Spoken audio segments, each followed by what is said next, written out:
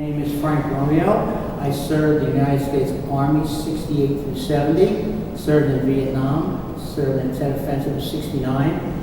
I was wounded later on, late in 69.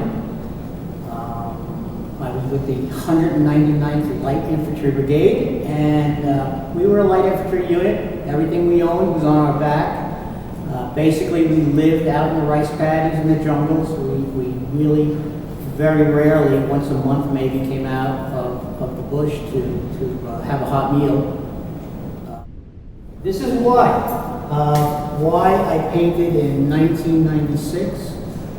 I was going through a period of a lot of backflashes, a lot of post-trauma. I hadn't really gotten a handle on my trauma. I was being treated at the VA hospital in Northport, New York. And I was going through a period of time where I just didn't understand what was going on. I began to, by myself, alone, after numerous visits at the VA, I began to relive these memories and began to doodle. And with each doodle and with each time that I relived an experience, I began making pictures. I began doodling, and it seemed to help get my thoughts out.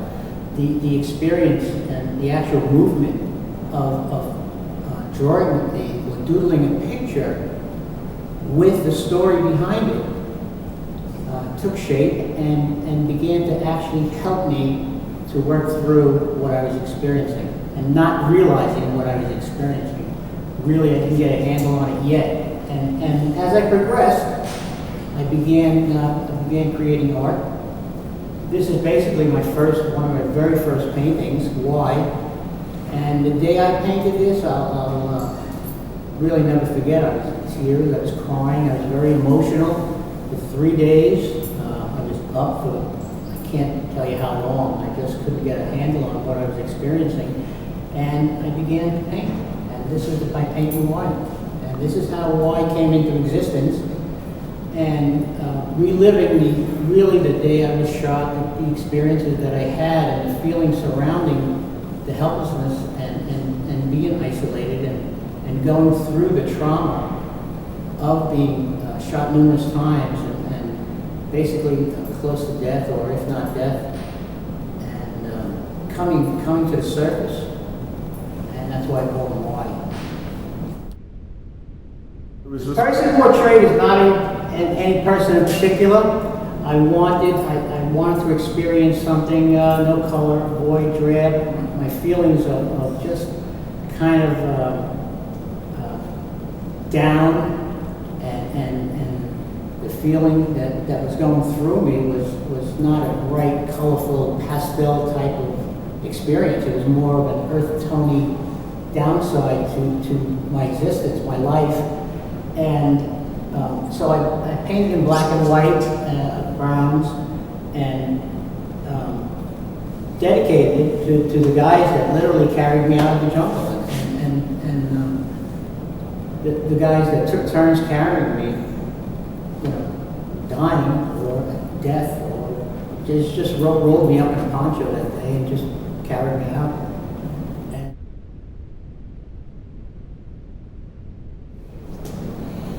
It's his social comment. It's why, again, the word why keeps popping up, but trying to get a grip on society and the things that we do, and why we never learn our lesson, and why do you have the National Veterans Art Museum? If you look around you, you just see death and destruction brought to an art form. And yet, as people, we've created war as an art form.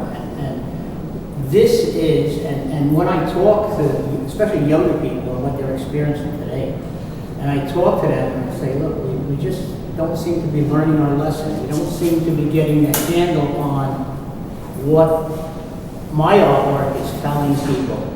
It's not political in any way. It's not pro or anti-war. This is the reality of war.